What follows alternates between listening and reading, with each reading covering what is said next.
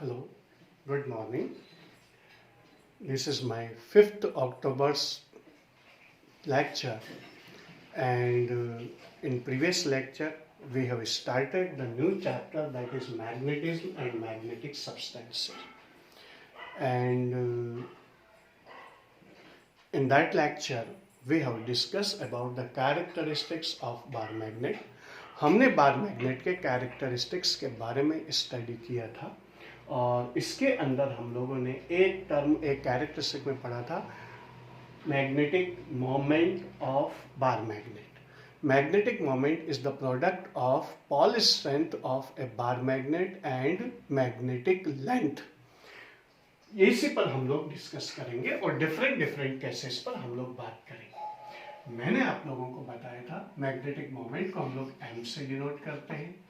Paul strength कोई सी भी ले लो बार मैग्नेट की, m into 2l magnetic length. और इस तरह से हमने इसके अंदर डिस्कस किया था. ये एक बार मैग्नेट है और इस बार मैग्नेट के अंदर ये एक आपके पास मैग्नेटिक पॉल से जो एग्जैक्टली एंड्स पर नहीं होकर के थोड़ा सा कहाँ पर होते हैं, अंदर होते हैं. मान लो ये नॉर्थ पॉल है तो ये m हो गया, प्लस m मैं इसे शो कर देता हूँ, माइनस m. और इन दोनों के बीच की जो लेंथ होती वो होगी 2l, दोनों पॉल्स की. इसको बोलते हैं मैग्नेटिक लेंथ. और लेंथ ऑफ मैग्नेट और मैग्नेटिक लेंथ के बीच में जो रिलेशन होता है वो होता है 6:5. अगर 6 सेंटीमीटर लंबा अगर हम लोग क्या ले लें, बार मैग्नेट ले लें, तो उसके दोनों पॉल्स के बीच की डिस्टेंस यानी मैग्नेटिक लेंथ होगी 5 सेंटीमीटर. यानी इधर से भी हाफ सेंटीमीटर अंदर और इधर से भी हाफ सेंटीमीटर अंदर रहेगा एग्जैक्ट पॉल जो आपके पास आता है वो. तो यहाँ पर आपके पास तो एक तो चीज ये है कि आपके पास m is equal to m into 2l हम लोगों ने पढ़ा था. और इसके अंदर हमारे पास जो m था, pole strength, it is directly proportional to area of cross section of bar magnet. ये एरिया ऑफ क्रॉस सेक्शन के बार मैग्नेट के डायरेक्टली प्रोपोर्शनल होता है. मतलब ये हुआ, अगर मान लो हम लोग बार मैग्नेट को लेंथ वाइज अगर दो पार्ट्स में डिवाइड करेंगे तो मैग्नेटिक लेंथ हाफ रह जाएगी. अगर हम लोग उससे थिकनेस वाइज इस तरह से बीच में से लेंथ के अलोंग अगर दो पार्ट्स में डिवाइड करेंगे, area of cross section half रहेगा, तो पॉल स्ट्रेंथ भी क्या रह जाएगी, हाफ रह जाएगी. तो ये चीज आपके पास इसके अंदर ये थिकनेस को शो कर रही है, एरिया ऑफ क्रॉस सेक्शन. और लेंथ आपके पास ये है. यूनिट का जहां तक सवाल है, हम लोगों ने पढ़ा था पॉल स्ट्रेंथ की यूनिट होती है एम्पियर इंटू मीटर और लेंथ की आई थी हमारे पास मीटर. इस तरह से आपके पास आ जाएगी ampere into metre square. Dimensional equation m0 l2 p0 a1 and it is a, आपके पास क्या हो जाएगी, it is a vector quantity. Magnetic moment है वो क्या होती है, वेक्टर क्वांटिटी होती है. एक आप लोग और जानते हैं, वो कौन सा, करंट कैरिंग वायर भी क्या करता है, अपने आसपास मैग्नेटिक फील्ड प्रोड्यूस करता है.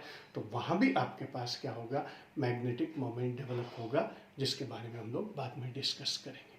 तो यहाँ पर आपके पास एम्पियर इंटू मीटर स्क्वायर और m0 l2 t0 a1.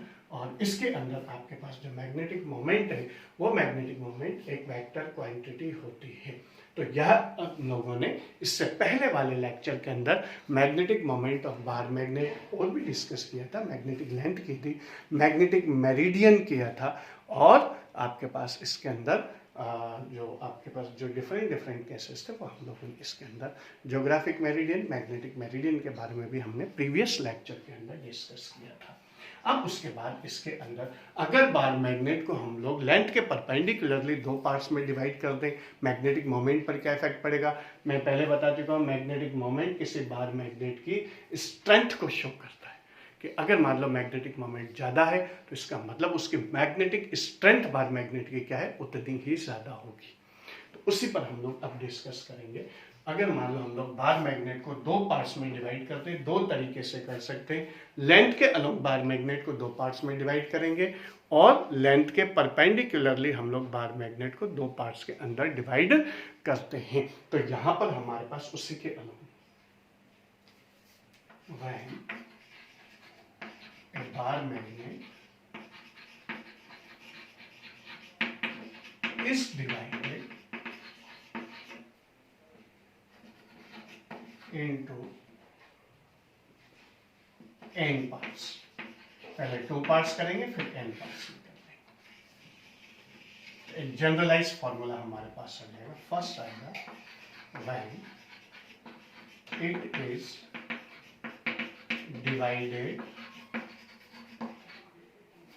perpendicular to the length. अगर परपेंडिकुलर लेंथ के परपेंडिकुलर ये बार मैग्नेट हमने ले लिया,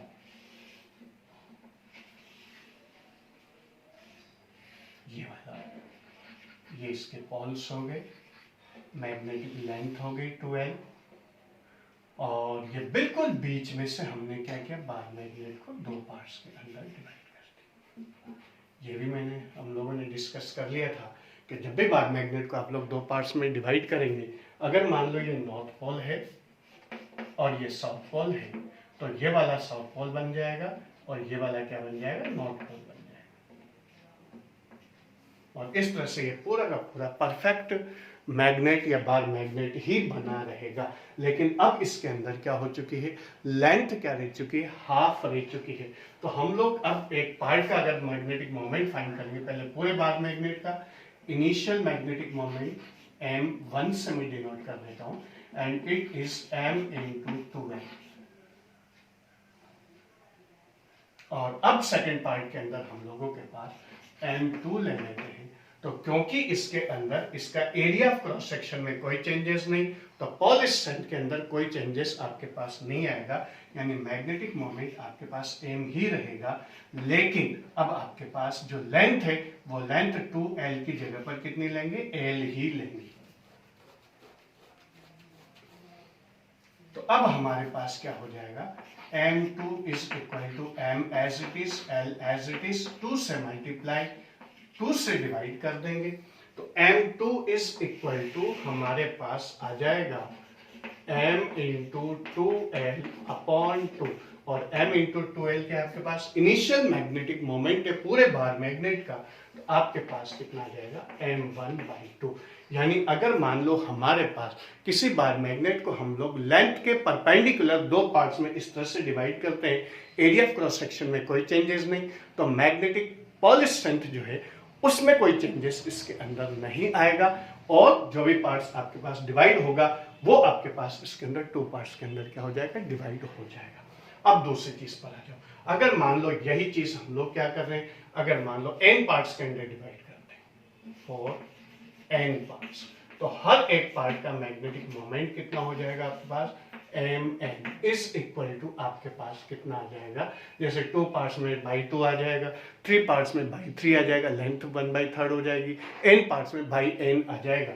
तो हमारे पास आ जाएगा m1/n. ये आपके पास जितने पार्ट्स हो गए जनरलाइज फॉर्मूला हो गया, 2 parts by 2, 3 parts by 3, 4 parts by 4, n parts by n आपके पास आ जाएगा.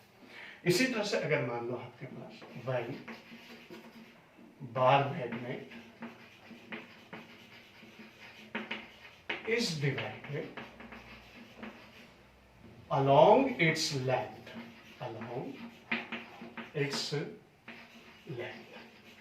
अगर बार मैग्नेट को हम लोग इसकी लेंथ के अलोंग अगर डिवाइड करते हैं, अगर बार मैग्नेट को हम लोग इसकी लेंथ के अलोंग डिवाइड करते हैं, तो ऐसी सिचुएशन के अंदर जैसे मान लो हमने ये बार मैग्नेट ले लिया,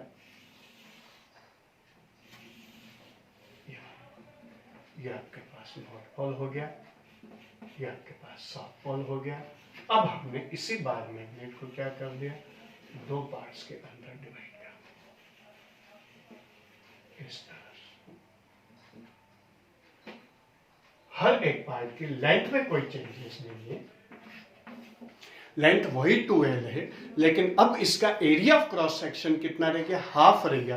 तो पोल स्ट्रेंथ भी क्या दे रहे, because pole strength is directly proportional to a, small m pole strength is directly proportional to area of cross section.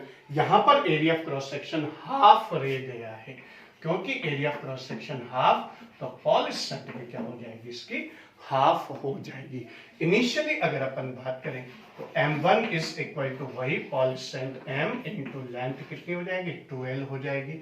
लेकिन अगर हर पार्ट की अगर अपन बात करें तो pole strength of each part, जो डिवाइडेड पार्ट है उसके अंदर आपके पास area of cross section half रह गया, तो पॉल स्ट्रेंथ भी कितनी रह जाएगी हाफ। लेंथ पर कोई इफेक्ट नहीं, m into 12 as it is रहेगा। हम लोग इसको ऐसे के ऐसे लिखेंगे m इंटू 2l बाई 2, यानी m2 इज इक्वल टू कितना आ जाएगा आपके पास m1 बाई 2, यानी कि यहां भी आपके पास जो मैग्नेटिक मोमेंट है वो मैग्नेटिक मोमेंट आपके पास कितना रहेगा बाई 2 ही रहेगा। अगर हम लोग लेंथ के परपेंडिकुलर डिवाइड करेंगे तो लेंथ के हिसाब से आपके पास बाई 2 रह जाएगा। अगर हम लोग इसे लेंथ के अलोंग करेंगे, area of cross section half रहेगा, तो उसी तरह से आपके पास इसके फॉर n पार्ट्स, तो हर एक पार्ट के लिए आपके पास क्या रहेगा वही चीज इसके अंदर आ जाएगी। m2 इज इक्वल टू, या mn में इसे लिख देता हूँ, mn इज इक्वल टू कितना आ जाएगा m1 अपॉन n पार्ट्स का डिवाइड हो जाएगा। तो इस तरह से हमारे पास इसके अंदर क्या होगा, मैग्नेटिक मोमेंट आपके पास अगर हम लोग लेंथ के अलोंग करेंगे तब भी यही आएगा, लेंथ के परपेंडिकुलर करेंगे तब भी आपके पास इसके अंदर यही चीज आएगी। अब इसके बाद फ्यू सेकंड्स में आप लोगों को इसको दे देता हूं, फिर उसके बाद हम लोग एक इंपॉर्टेंट क्वेश्चन इससे रिलेटेड डिस्कस करेंगे।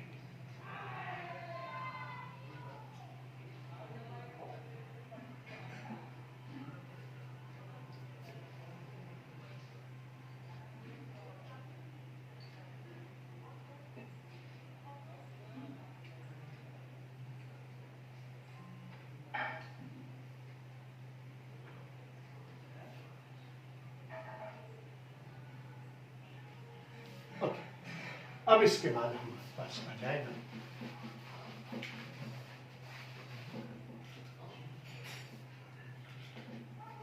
एक विंडो क्वेश्चन कर लेते हैं हम लोग।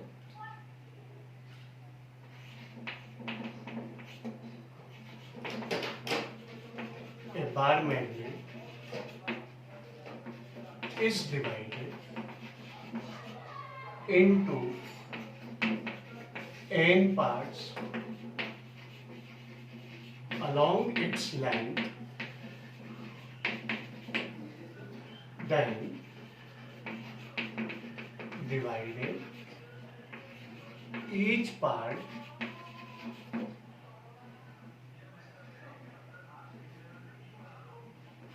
perpendicular to its length.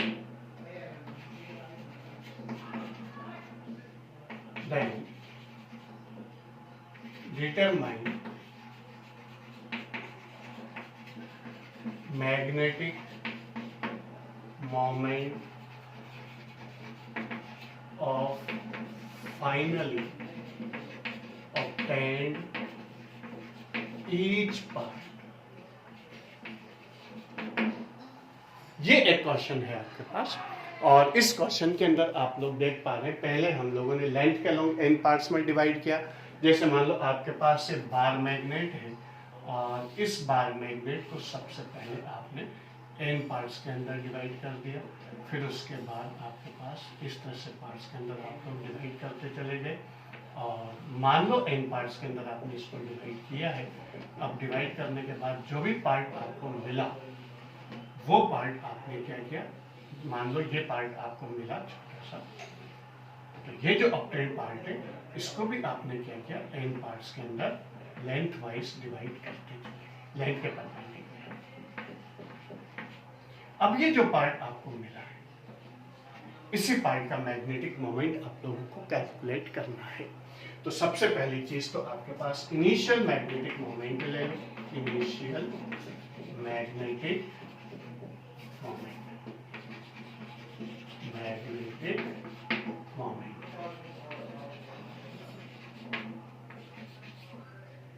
m is equal to m into 2।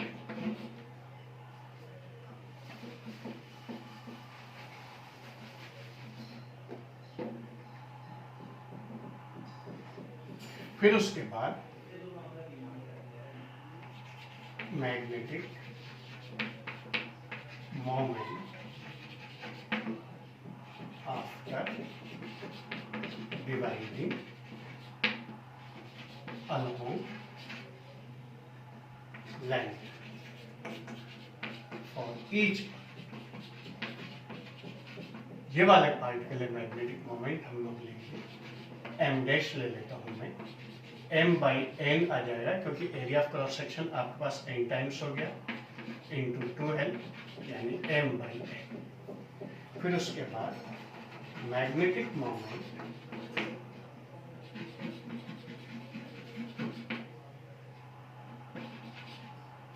of each obtained part, each obtained part after dividing perpendicular to its length। तो हमारे पास m डबल डैश आ जाएगा, m बाई एन तो आपके पास पहले से ही था, अब लेंथ भी आपके पास n पार्ट्स में डिवाइड होगी, 2l बाई एन आ गया, आपके पास कितना आ जाएगा m अपॉन एन स्क्वायर आ जाएगा, डबल डैश निकल। तो जो ईच पार्ट जो आपको मिल रहा है इसका magnetic moment initial bar magnet के मैग्नेटिक मोमेंट के कंपैरिजन में कितना होगा, n square 1 upon n square times होगा। और ये आपके पास एक इम्पॉर्टेंट क्वेश्चन है, तो फ्यू सेकंड्स में आप लोगों को इसके दे देता हूँ नोट करने के लिए, and then after we shall discuss the next.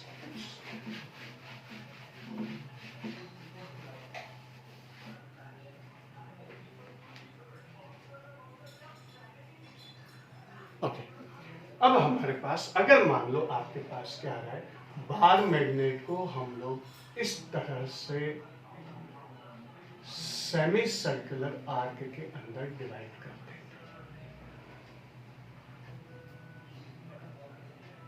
तो सेमी सर्कुलर आर्क के अंदर डिवाइड कर दिया। इनिशियल पोजीशन आपके पास ये थी, ये 2l लेंथ थी, ये आपके पास प्लस n नॉर्थ पोल के लिए, माइनस n साउथ पोल के लिए है। और अब आपके पास ये वाली चीज जो 2l है, ये 2l अब किसके इक्वल कर दी, पाई आर के इक्वल कर दी गई। तो अब मैग्नेटिक मोमेंट पर इस पोजीशन, इस शेप में इसी बार मैग्नेट को घुमा करके और हॉर्स शू या सेमी सर्कुलर शेप के अंदर अगर हम लोग ले आए तो फिर मैग्नेटिक मोमेंट की वैल्यू क्या रहेगी, पहले हम लोग इसके लिए निकालेंगे, m इज इक्वल टू कितना जाएगा, m इंटू 2। और इसका मैग्नेटिक मोमेंट आपके पास कितना आ जाएगा, m dash is equal to आ जाएगा m इंटू 2r।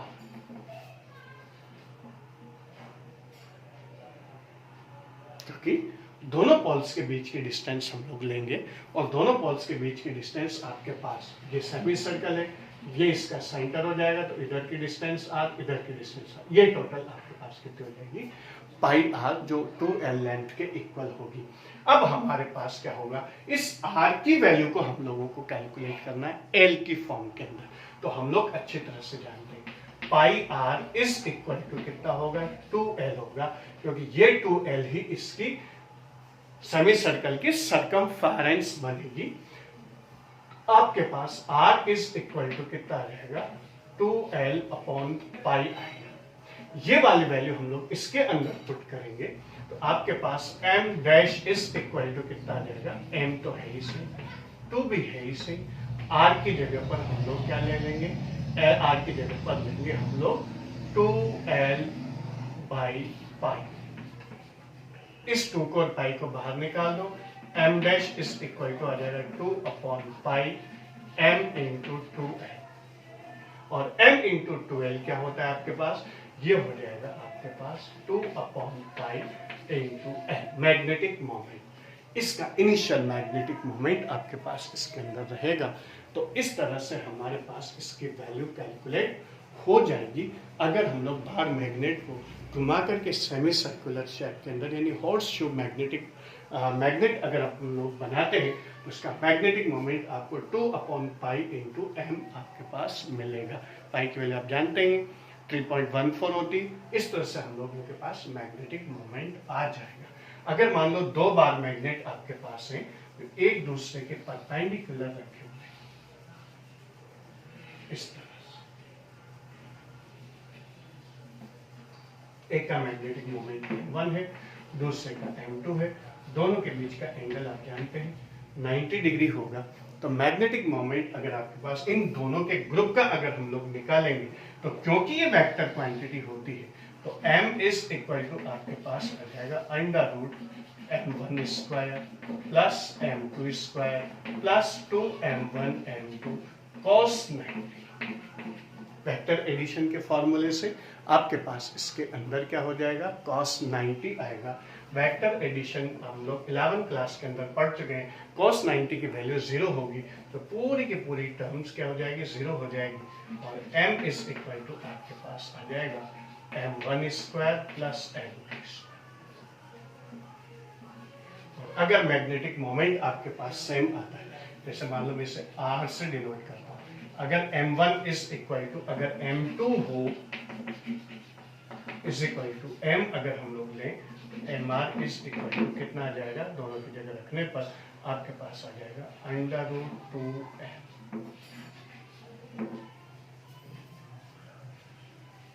ये आपके पास इसके अंदर वैल्यू रहेगी। तो फ्यू सेकंड्स में आप लोगों को दे देता हूँ, then after we shall complete the.